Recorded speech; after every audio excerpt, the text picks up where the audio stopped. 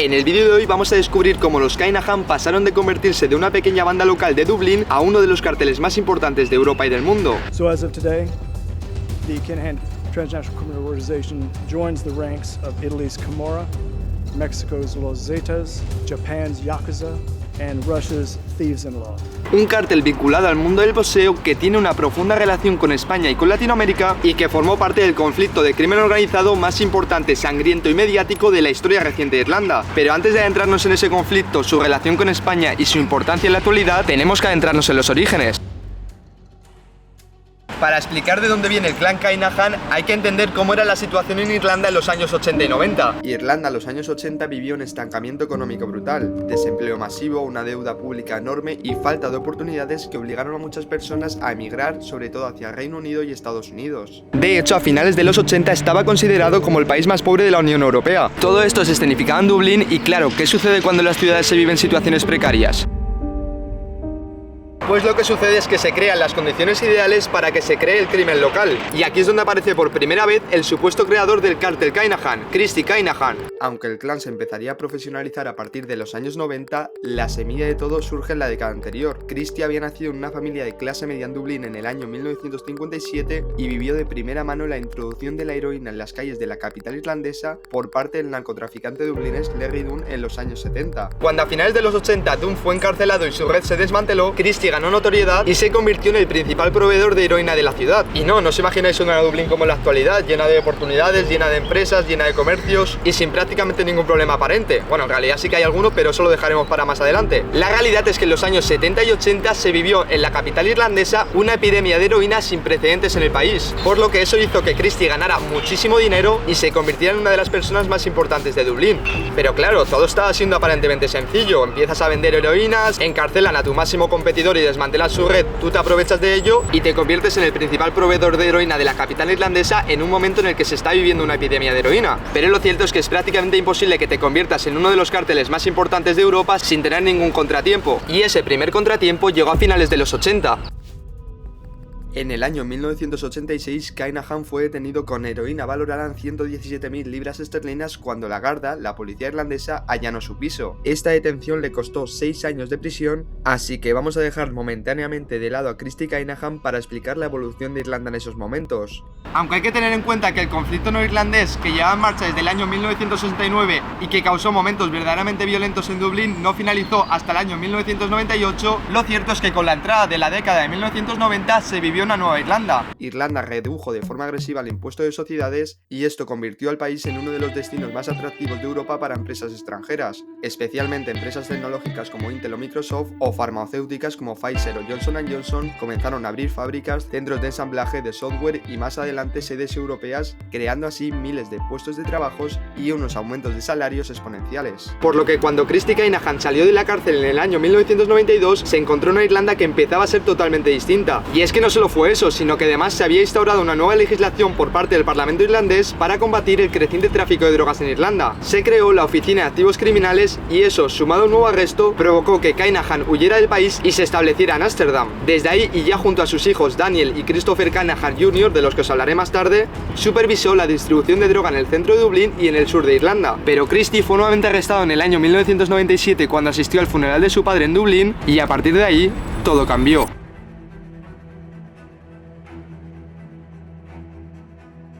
Durante este segundo arresto, Christy Kinahan estuvo en la cárcel durante 4 años hasta el año 2001. Y la verdad es que algo aprendió, porque desde entonces no ha vuelto a estar encarcelado. Y es que durante su estancia en la cárcel, Christy estudió 2 carreras e incluso los medios locales aseguran que rechazó la libertad anticipada por terminar una de esas 2 carreras. Algo muy llamativo a lo que hay que sumarle a que el líder del clan aprendió a hablar neerlandés y español. Y precisamente es a partir de este momento cuando entra España en la ecuación. Al poco de salir de la cárcel, Christy se compró un chalet de lujo en Marbella y fue precisamente desde la Costa del Sol española desde donde formó todo su imperio. Adquirió bodegas españolas, creó más de 200 empresas presuntamente para blanquear dinero y cambió el paradigma de la droga en Irlanda. Gracias a los contactos previos en Holanda y su nueva relación con los narcotraficantes latinoamericanos, ahora los Kinahan ya no eran una pequeña banda local que se dedicaba a los trapicheos, sino que se habían convertido en el gran exportador de drogas irlandés. A lo largo de la primera década de los 2000, el cártel Kinahan comenzó a crecer paulatinamente. Además, se produjeron asesinatos entre delincuentes irlandeses en Estepona y eso llamó la atención de las autoridades españolas. A eso hay que sumarla que en el año 2008 la Guardia Irlandesa detuvo a un hombre que transportaba media tonelada de hachís en su coche. Durante el interrogatorio, el detenido confesó que el destino del cargamento era una bodega ubicada en Irlanda, una bodega donde posteriormente se encontró una tonelada de hachís adicional. La magnitud de la droga incautada les hizo sospechar acerca de que no se trataba de un pequeño distribuidor, sino de una red organizada de importación, por lo que decidieron investigar documentaciones, registros de carga y contactos del detenido. Todo esto les llevó a conexiones con propietarios de empresas radicadas en la Costa del Sol, especialmente en Marbella y Málaga. Y adivinar con quiénes estaban presuntamente vinculadas estas alianzas. Efectivamente, con el cártel Kinahan.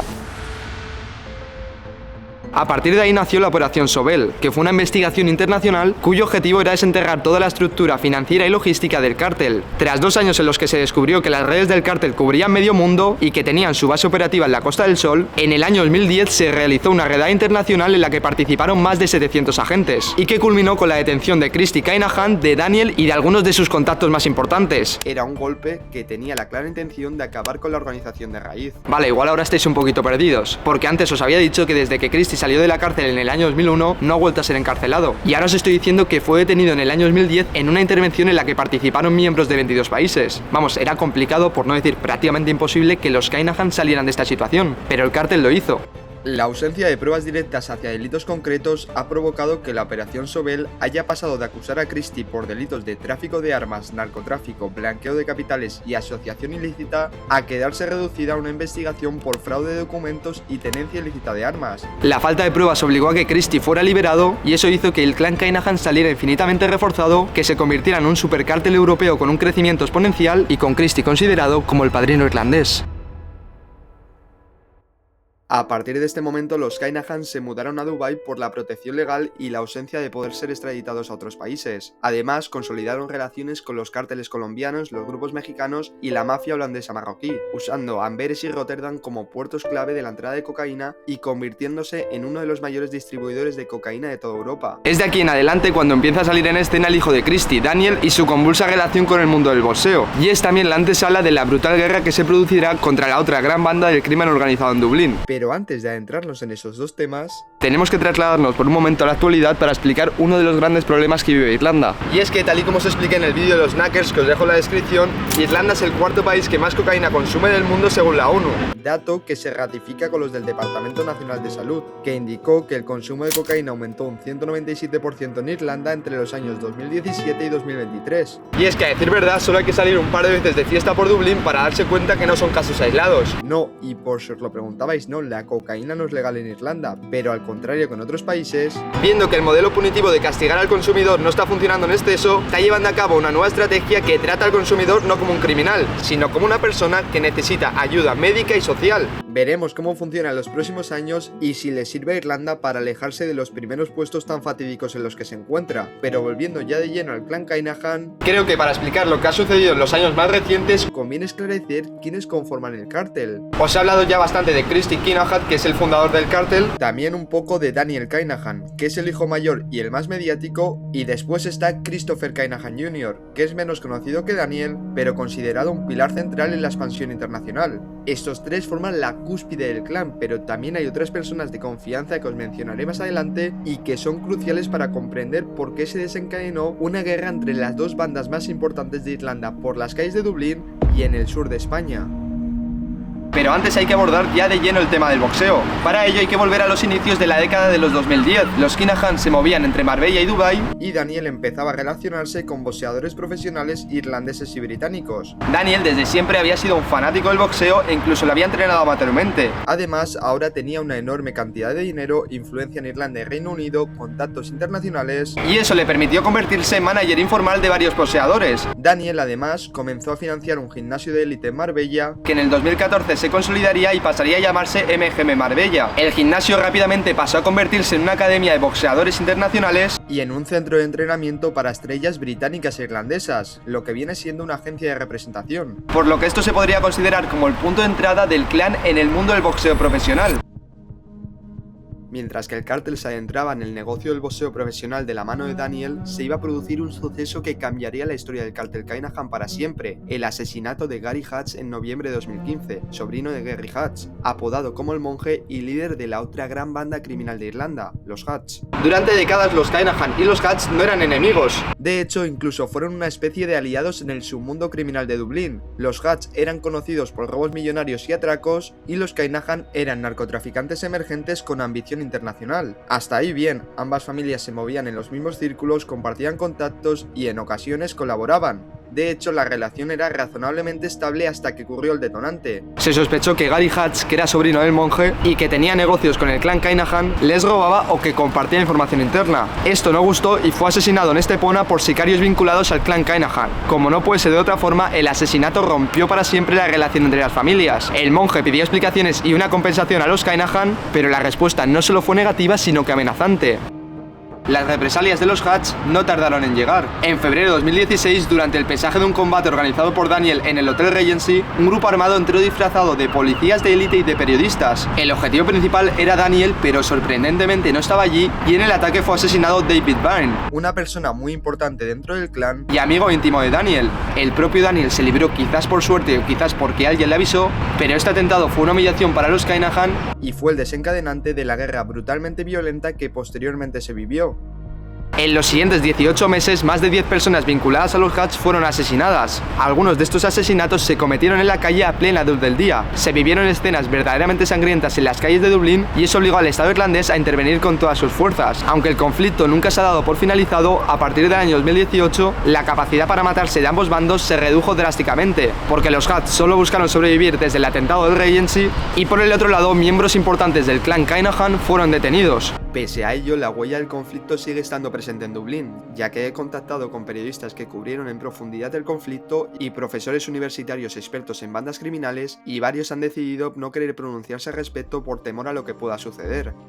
Ahora bien, aunque el ataque en el Regency evidenció ante la opinión pública la relación entre MGM Marbella y el clan Kinahan, lo cierto es que Daniel decidió cambiar el nombre a MTK Global para distanciarse de la violencia, y eso provocó que creciera hasta convertirse en una de las mayores agencias de representación en el mundo del boxeo. MTK representó a boxeadores de tanto renombre como Tyson Fury. Si no sabéis quién es, no os preocupéis, yo tampoco estoy nada metido en el mundo del boxeo y no tenía ni idea de quién era, pero lo que está claro es que ha sido uno de los mejores, ya que ha ganado múltiples campeonatos mundiales de peso pesado. Además, no solo eso, sino que muchos boxeadores intermedios agradecían públicamente el apoyo de Daniel, y es que incluso Tyson Fury dedicó un vídeo a Daniel agradeciendo toda su labor. Esto fue un auténtico terremoto mediático. Irlandeses y británicos exigieron explicaciones y ya se volvió labor imposible negar el peso de los Kinahan en el boxeo mundial, ya que fue la primera vez que un boxeador de talla mundial confirmaba la participación directa del clan. Y lo cierto es que una minucia como esta, comparada con todo lo que habían hecho anteriormente presuntamente, es lo que se ha convertido en el punto de inicio del final de los Kinahan. Y es un factor tan relevante porque es uno de los 4 motivos por los que Estados Unidos ha intervenido contra el clan Kinahan. Pero antes de enumerar los motivos, vamos a analizar cómo Estados Unidos ha hecho que la situación del clan cambie totalmente. En abril del año 2022, el Departamento del Tesoro de Estados Unidos, que tiene un poder a escala mundial, sancionó al cártel Kinahan. Fue una sanción que equivalía a otras impuestas a grupos terroristas como Hezbollah o grandes organizaciones criminales como el cártel de Sinaloa. Esto colocó al clan Kinahan en la lista negra financiera global. Esto supone, entre otras muchísimas cosas, en que no pueden hacer transferencias, no pueden utilizar bancos internacionales, no pueden tener una tarjeta y no pueden ni tan siquiera hacer negocios con terceros. A todo esto hay que sumarle que se colocaron recompensas de 5 millones de euros por informaciones que lleven a la captura de Christy Kinahan y de sus hijos Daniel y Christopher. Un nivel de recompensas solo reservado para terroristas o grandes narcotraficantes. Lo que significa que desde ese momento el clan quedó financieramente estrangulado y también desde ese instante la DEA empezó a colaborar con las autoridades europeas. Dejando claro que las sanciones de Estados Unidos han sido durísimas y han dejado al clan en una situación de la que todos los expertos dicen que no van a poder salir, hay que explicar cuáles son los motivos por los que intervino Estados Unidos y por qué no lo había hecho antes. El motivo principal es que el cártel se volvió demasiado grande e internacional. Desde la década de 2010 habían crecido de manera exponencial, movían toneladas de cocaína, tenían alianzas por medio mundo y además usaban los puertos claves de Bélgica, Holanda e Inglaterra. Por lo que los Kinahan ya estaban en la liga del cártel de Sinaloa, de la Ndrangheta, de la Mocromafia. El segundo motivo y factor fundamental fue cuando Daniel Kinahan aparece metido dentro dentro del boxeo profesional. Era asesor de boxeadores de élite, tenía reuniones con promotores de Las Vegas, mucha influencia en combates de peso pesado y presuntamente lavaba dinero en grandes eventos deportivos. Todo esto provocó que la escena del boxeo, muy presente en Estados Unidos, presionara al gobierno para intervenir. El FBI y la DEA investigaron y detectaron riesgo de lavado masivo y corrupción deportiva. Además, el cártel Kinahan ya tenía antecedentes en la corrupción deportiva, ya que en los primeros años en Irlanda presuntamente amañaron numerosas carreras de caballos. El tercer motivo es que tras el atentado del Regency y la guerra con los Huts, la familia Kinahan se había mudado definitivamente a Dubái, algo que no gustó a Estados Unidos ya que es un paraíso para fugitivos internacionales, un hub financiero sin extradición fácil y un punto clave para cárteles rusos, nigerianos y balcánicos. Y el cuarto y último motivo es que se había creado un supercártel, que estaba escalando y que se podía convertir en verdaderamente peligroso. El cártel Kinahan, la macromafia holandesa marroquí, la Camorra y grupos de los Balcanes habían unido fuerzas para dar un golpe en el mundo de las drogas europeo. Y lo cierto es que lo estaban consiguiendo. Las autoridades europeas se estaban viendo superadas y solo la intervención de Estados Unidos consiguió hacer que el supercártel explotara por los aires también en el año 2022. Con todo esto hay que esclarecer cómo está el cártel a día de hoy. Y la realidad es que no se puede decir otra cosa que en el momento más bajo de su historia. La estructura global de la mafia se vino abajo, los promotores de boxeo y las televisiones dejaron de trabajar con Daniel, tienen millones de euros bloqueados y se han producido arrestos clave como el de Johnny Morrissey, que presuntamente ha sido la cabeza pensante de todo el lavado de dinero del cártel en las últimas décadas. A todo esto hay que sumarle que los líderes están atrapados en Dubái y que no pueden salir porque saben que en cuanto salgan serán arrestados. Antes de hacernos la pregunta de ¿y ahora qué va a pasar con el cártel?, quiero mencionar brevemente otra vez que el monje, que es el líder de la banda Huts con la que tuvo la guerra sangrienta al cártel Kinahan, se presentó como candidato independiente para la elección general de Irlanda en el año 2024 y se quedó a tan solo 781 votos de conseguir un escaño. What would you like to say to the people who voted for you? I'd like to say thank you to them. I'm sure. Why do you think that they'd vote for you? Because they want change. Gary, what kind of change? All types of change. Por lo que, tal y como ha asegurado, se volverá a presentar a las próximas elecciones, pese a que sigue siendo investigado por diversos delitos. Precisamente sobre esto se le intentó preguntar en una de sus pocas apariciones públicas. Jared Hutch was not prepared to answer any questions about the judgment of the Special Criminal Court, which found he had control of the guns, 3 AK-47 assault rifles that were used in the murder of David Byrne at the Regency Hotel in February 2016. The court found you were in control of the weapons. What's your reaction to it? I mean, you put yourself forward Yeah, for they're candidacy. stinging big. Away from me, Paul Reynolds. Get paid off the state. No, I'm just asking. Get paid off the The state and Special Criminal Court RTE. found you were in control You of the get weapons. paid off the state and The RTE. Special Criminal Court found That's you were in what you control of the do, weapons. Paul. No, You I don't. get paid off the state. The special- state is I didn't paying see- you to say this, Paul. Special Now, we're Criminal going Court- in here to see what the results are. Don't mind you what the Special Criminal Court. You stood for election, Jerry. Just answer. En las imágenes se puede observar que Jerry Hutch se cree por encima de la ley. Pero bueno, volviendo al clan de los Kinahan, es el momento de preguntarse ¿y ahora qué? Pues el futuro del clan se augura complicado, pero con los Kinahan nunca se sabe. Muchos creen que estamos viendo el principio del fin del cartel y lo cierto es que los Kinahan están debilitados como nunca. Estados Unidos, Irlanda, España y Reino Unido siguen presionando, pero también es verdad que no se ha producido la extradición todavía, que siguen teniendo presencia en Irlanda y que todavía no han dicho su última palabra.